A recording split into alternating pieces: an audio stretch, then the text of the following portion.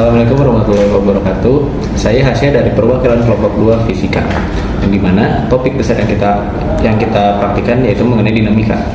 Nah, di sini saya akan mempraktikan judul kami yaitu mengenai analisis hubungan sudut, kemiringan terhadap kecepatan, dan koefisien gesekan kinetik pada benda di bidang miring. Untuk alat-alat dan bahannya yang kita perlukan yaitu yang pertama bidang miring, yang dimana akan dibuat seperti ini.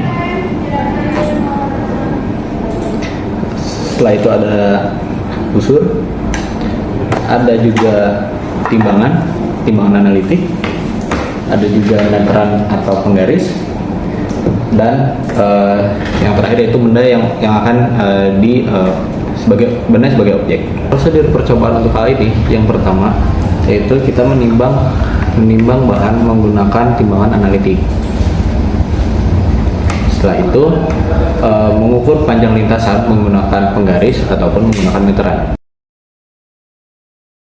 Setelah mengukur panjang lintasan, kita mengukur sudut yang akan digunakan. Untuk variasi sudut yang kita gunakan yaitu menggunakan 3 variasi sudut, yaitu 40 derajat, 50 derajat, dan juga 60 derajat. Setelah itu menyiapkan stopwatch dan prosedur siap dilaksanakan.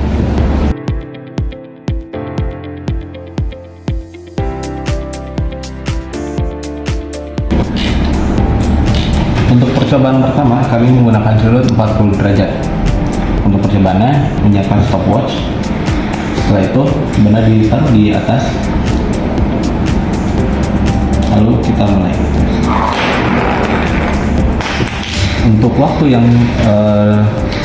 Untuk waktu benda jatuh yaitu selama 0,27 detik dengan variasi sudut 40 derajat.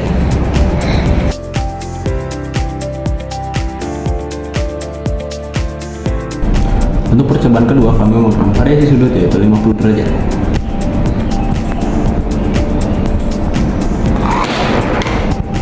Untuk waktu yang didapatkan yaitu 0,20.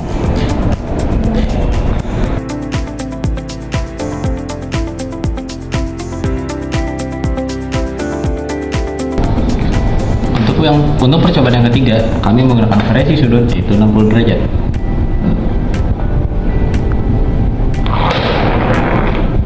Untuk waktu yang diperlukan yaitu 0,14. Berikut kami akan menjelaskan mengenai analisis diagram gaya dari percobaan yang telah kami lakukan sebelumnya. Yang pertama itu ada benda yang akan dijatuhkan di bidang miring, lalu yang kedua ada bidang miringnya itu sendiri, lalu yang ketiga itu ada sudut yang kita pakai yaitu 40 derajat, 50 derajat, dan juga 60 derajat. Yang kedua itu ada F1 dan F2 yang dimana F1 merupakan gaya yang sejajar dengan bidang miring, F2 adalah gaya yang tegak lurus, dan juga N adalah gaya normal.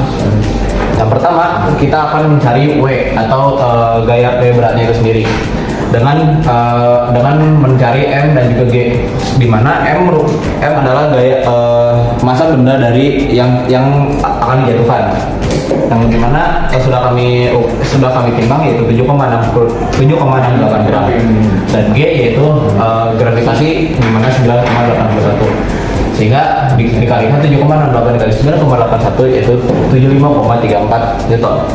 Lalu yang kedua itu F1 dan F2 dengan rumus W kali sin theta, yang dimana W yang sudah kami dapatkan yaitu 75,34 dikali sin 60 derajat. Mengapa sin 60 derajat? Karena kami menggunakan salah satu sudut yang kami gunakan yaitu 60 derajat. Jadi 75 dikali sin 60 derajat, yang dimana hasilnya yaitu 65,24 Newton. Kalau F2 yaitu dari 75,34 menggunakan cos 60 derajat dengan hasilnya 37,67 N. Nah, setelah menemukan W dan juga F1 dan F2, kita akan mencari percepatan, yang dimana rumus percepatan itu berasal dari S sama dengan 1/2 dikali A dikali T kuadrat, dan sedangkan percepatannya yaitu sama dengan 2S dibagi T kuadrat, di mana S merupakan panjang lintasan yang telah kami cari, yaitu panjang lintasan sebesar 31 cm, sedangkan di bawah meter menjadi 0,31 meter.